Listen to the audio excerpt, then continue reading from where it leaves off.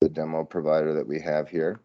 So for the food program, under provider primary information, every provider has the option to do this. They can enable themselves as a food program participant. And then further down below here, they can configure their meal and snack times that occur during the day.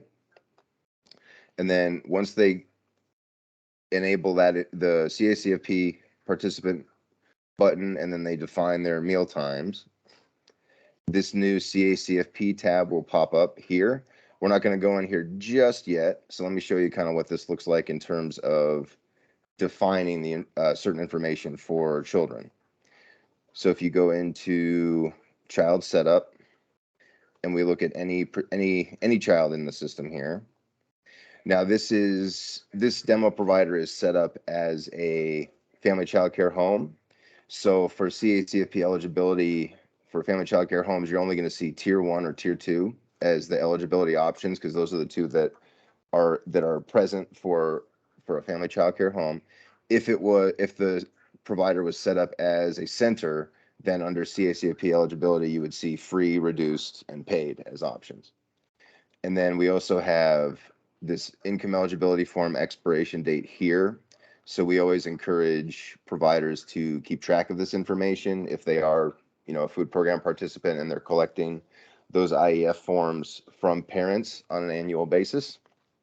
And what this will allow for, as long as you put in expiration date information here, the provider can be alerted on that information from the main dashboard. Go here real quick. So for example, again, I'm just going to select, because right now I'm seeing everybody because we have access to everybody in the system. So I'm just going to select the demo provider. And then you'll see here, these are all the various alerts that a provider can get on child and parent information and provider and staff information. So right here, children with CACFP expirations, this would be one. So again, anything that is expiring within 30 days or is already expired will get you'll get alerted on in this section here for especially for all of these items. Some of these items in terms of if they need background check information, that will alert you. It's 60 days. That'll give you a little more notice on those. But getting back to the food program, so you have that alert notification there. And then going back into the system here, when essentially, so how do you go about collecting all that food program information, all those meal and snack tallies? So based on the meal times that the provider configured under provider primary information, again right here, these times go off of, so based off these times that the provider has set, the system will, well, let's go back into provider and primary information. So they have two options to essentially collect this information. They can choose to enable electronic ROM, so electronic record of meals. If they have this feature enabled, they'll see under parents and children, they'll see this additional section come up. So if they go in here, if we look at any, this looks at any given day, for example. So if we look at the current day, what this does is this allows a provider staff individual to come into this section, and we'll filter for a specific room here. So currently we don't have, because this is a demo site, we don't have any children currently checked in. But if children were checked in, you would be able to see what their check-in time was on this sheet. But essentially what this allows the staff person to do in that room, or it could be one person who goes to all the different rooms to, pass out the meals and snacks. They can bring this screen up on either a tablet or their phone or a computer like a laptop. They can bring this screen up while they're doing this, and as they're going through handing out those meals and snacks, depending on whatever it is, they would just essentially check off these meals as they hand them out and as the children accept them. And the reason that we're only seeing breakfast, lunch, and dinner is because these are the only three items that this provider has defined as meals and snacks that they serve throughout the day. um, so essentially, the provider just goes through that process for every meal and snack that they serve, and then that information will be passed over to the child attendance section. And let me just look at a previous day because we can't do current day because it wouldn't show up until the end of the day on that day. But if we look at yesterday, for example, so you'll see here's all. So we have some, again, demo site, so we don't have a ton of information in here for yesterday. But you'll see this is how essentially all this information gets defined and is made viewable. So you have check-in, check-out times, and then here are all your meal and snack tallies that would occur here. So again, based on using the electronic ROM feature, as long as the provider, staff person, or persons is going through and checking these off accordingly throughout the day in that electronic ROM section, then those corresponding checks for meals given out will show up here. And when they're going through, you see that there's an approval process that they have to go through here. So this is essentially to approve those attendance records and meal and snack tallies for any given day. So as long as everything looks accurate for both the check-in, check-out time, and all the meals and snacks, they would approve that information accordingly. And then all of these meal and snack tallies would get passed on to the food program report that we have. And I'll show that to you next. And then obviously, if anything needs to be edited during the approval process, they can make those manual edits here based on any changes that they need to make. So essentially, this works as kind of a stopgap, a secondary check, just to make sure they're getting all the correct information uh, written down and collected. So if they do not use the electronic ROM feature, or if they forget to use the electronic ROM feature, then based off of the check-in, check-out time for a child, they will automatically receive that tally for that meal or snack as long as they were checked in at that time. So again, if they're actively using electronic ROM, it's all the manual tallies at the point of service. If they're not using that feature, or if they forget, it it gets checked off automatically based on if the child's actually checked in during the time of that meal or snack. And again, even if they do the automatic process, they still have to go through the attendance and meal snack approval process to make sure, just again to serve as a check, to make sure all of that information is accurate. Before I go to the food program to show you what the food program report looks like, does anybody have any questions?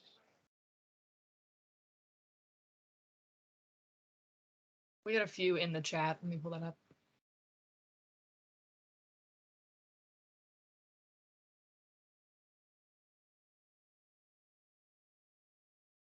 Can you set up different meal times based on the individual classrooms, or is that center based? Did you already answer that? I forgot. So it is center based. So it would essentially, those meal and snack times would apply to the entire center, or the entire home, the way it's currently set up. Okay. And then will it alert staff if they try to mark a meal for a child that's not signed in? And yeah, we covered that one. Well, it's basically so on that electronic ROM section itself. So if they going through this, so they would pull up their room. So again, because there's no attendance information currently in the system today for the demo provider, we don't see anything. But as they go through this, they would be able to see if the child has see how it's right here, it says attendance status absent for all these children. So this would change if the child was checked in.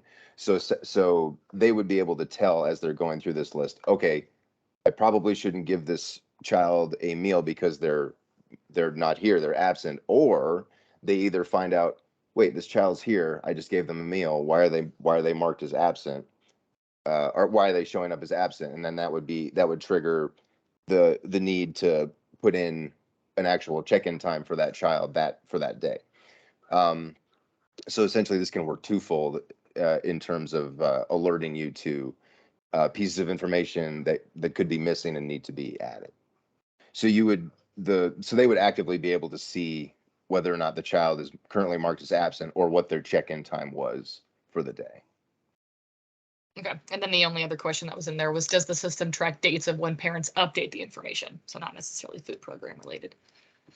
So in terms of, is the question around like general update of information, or is it tied specifically to attendance approvals? Because our system will require attendance approvals by the parent if a check-in or check-out time has to be manually entered in by a staff person for any given day. This is Karen. I was just asking about like the enrollment information, parents' addresses, phone numbers, pickup people, emergency contacts. With our state regulations, parents have to update that every 6 months and we have to have them sign off on it. So is that tracked within your system when they make changes?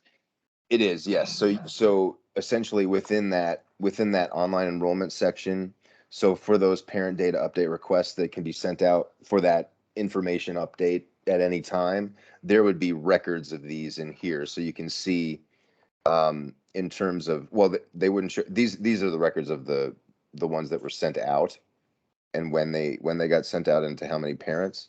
Within the online enrollment review and approve section, this is where you can switch. So the processing type here. So you have online enrollment, which are new enrollments, new online enrollments, and then self-maintenance, which would be those parent data update requests. So if you filter this section for self-maintenance as the processing type, you'll see now all of these applications that are listed are those updates that have either been sent out, are in process pending approval, or have been approved. So for example, with any of these, if you want to look at the information, you can see within, so if we go to one that's approved, for example, we can just highlight it here and then click this yellow report button at the bottom. And then what this does, when we bring this up, it shows us, okay, here is the date and time that the parent submitted this update request for information, and then there's their signature accordingly. So this effectively works as that update date. And then, so this would be, you'd have this information available for every single update that is done by a parent. Okay, now we're caught up on questions. You can continue. Okay, cool. So so continuing on with, let's take a look at what the food program report looks like. So I'm gonna bring up the food program report for one of our providers that is okay with us sharing their information for demos. So let me just go to the food program report.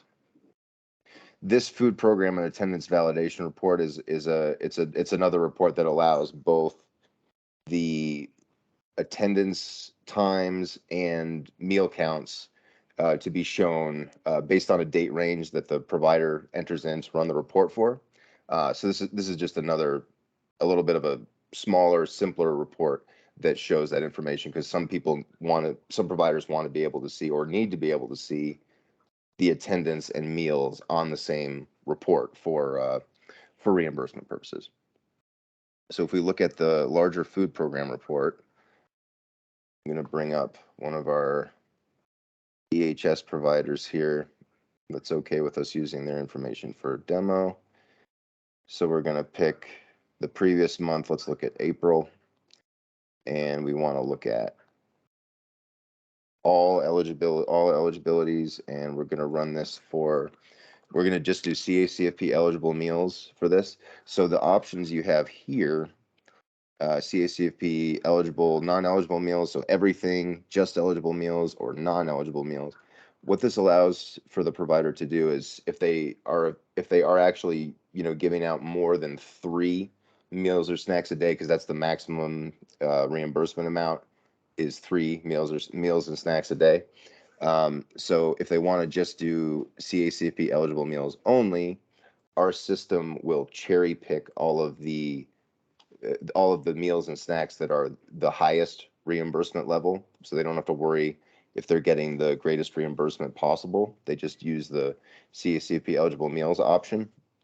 But then at the same time, they can look at either just non-eligible meals or everything combined for tax purposes, so that they can, keep track of everything and write some of that stuff off, the costs of that food off on their annual taxes.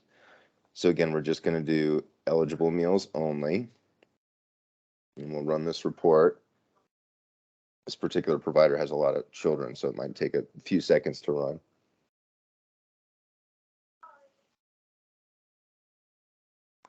Okay, so then when we bring this up, you'll see, so it lists out all of the children, any and all children that were active at least some point in the month of April. They didn't have to be there for the entire month, as long as they have some data for the month of April for the food program.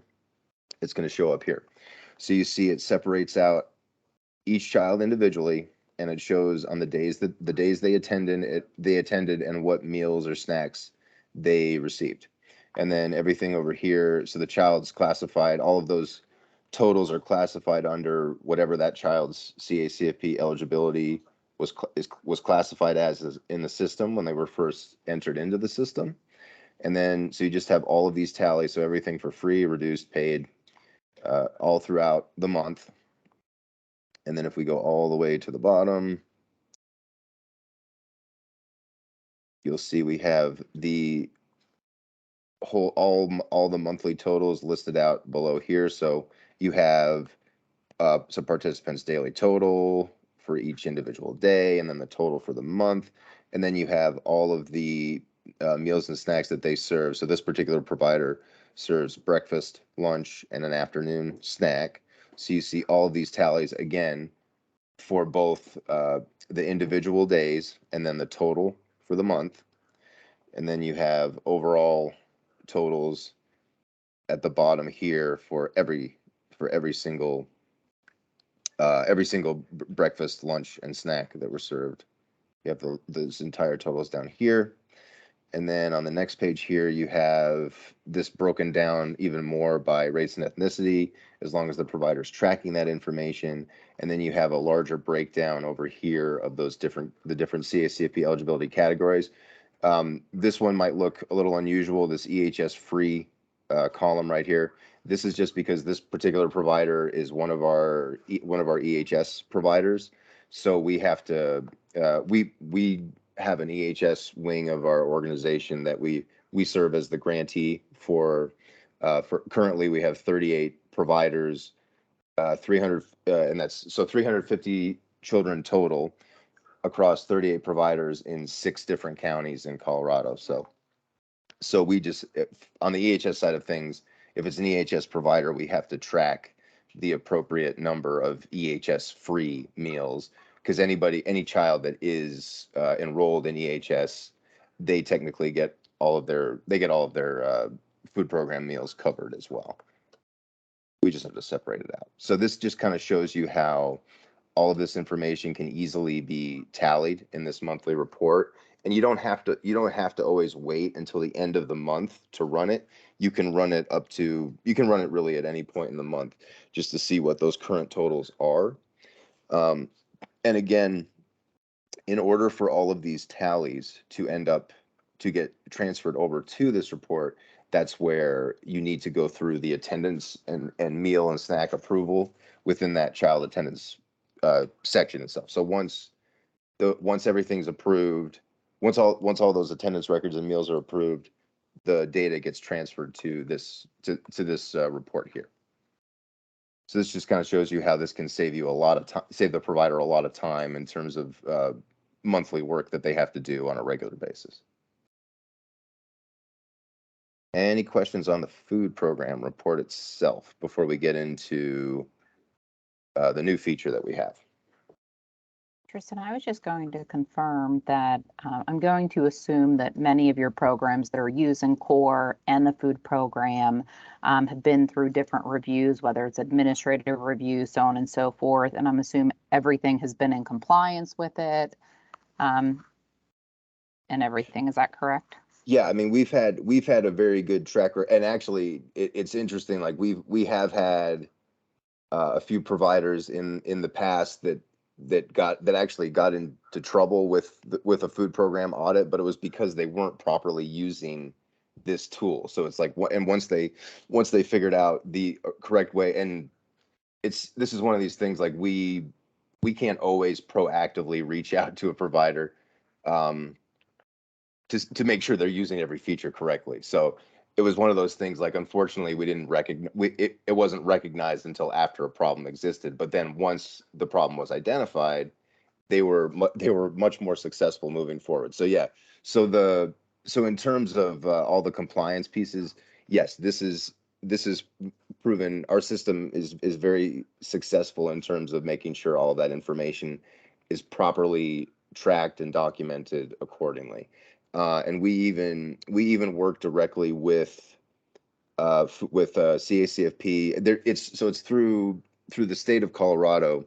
We have kind of our own group of nutrition consultants that technically work for the food program, but they use our system to help with some of their audits of providers. As long as they know that provider is an ELV member and they're using our system, then they can actually go into the system and check some of this stuff before they even have to talk to the provider about something. So that's another way to help kind of streamline time and take up less of the provider's time potentially if they have to go through one of those food program audits. Okay, excellent. Yeah, this is the first system I've seen that actually has the electronic ROM, which is definitely what we'd want to use to capture that, point of service live. Yep. That's great. Thank you. You're welcome. And honestly, the main reason that we added that feature at this point, I think it was maybe like 3 years ago, but it was based on feedback. It was based on feedback not just from providers, but also from those nutrition consultants that we work with through the state. So they just told us, have you considered doing this, because that makes the data look a lot better when we know they're collecting it at point of service versus just going through and doing it automatically via the attendance times. Great, Okay, thanks. You're welcome. I'm sorry, my eyes are watering a little bit. My allergies have been bad of late. But anyway, let's get to the last section here for the food program. So within again, once the provider enables that CACFP participant button within provider primary information, that creates this new tab here, CACFP. And if we go in here, they can go these are the various options they have. So this food item exclusions would be the first section they go through here. So this section right here will allow them to essentially, they can go through this list, which these are all the individual food items that are accepted by the food program and USDA in all the different categories. So they can go through this list if they want to. It's entirely optional. But if they know there are certain items that they're definitely never going to use, they can go through here and check those off. And then anything that they exclude will not show up in the meals section when they're going to actually build out those meals. It's pretty self-explanatory. And then they would go to the meals section. We have a few things already defined here, but essentially what this looks like is if we click add at the bottom to add a new meal, they would first pick the meal type. And again, breakfast, lunch, and dinner, these are the three options that this particular demo provider has set up. So they're only going to see the ones that they've set up. So say we were going to create a breakfast meal. So you see everything, all this information then pops up. Milk automatically gets populated because that's a requirement in every breakfast. And then you have all of the individual food items along the right-hand side here that you can choose to include in any of these sections. So say we were looking at, say we were wanting to add a vegetable, fruit, or juice, for example. So we would click in this box here. Okay, now we can go over here. Let's say we want to look for oranges or something like that. So right here we have fresh fruits, fresh, frozen, canned, dried oranges. We would just then click on that, and then that automatically gets added to that section. And then the same thing goes for, clear that out, and then that list back up. Same thing goes for all these other ones. You can again search by name here, and then automatically populate the appropriate section that you want to add that to. And then you see below here under the meal calendar display text, as you add items to this, it's going to essentially add those items to that meal calendar display text. That the provider can edit this in any way they want. So based off of the meal they set up, they can change they can change the context of this, the text of this, to whatever they want. They give the meal a title, they save it, and then that would get added to that list of meals under breakfast. And they can do the same thing for all of those things. Ooh, one thing I wanted to show you real quick.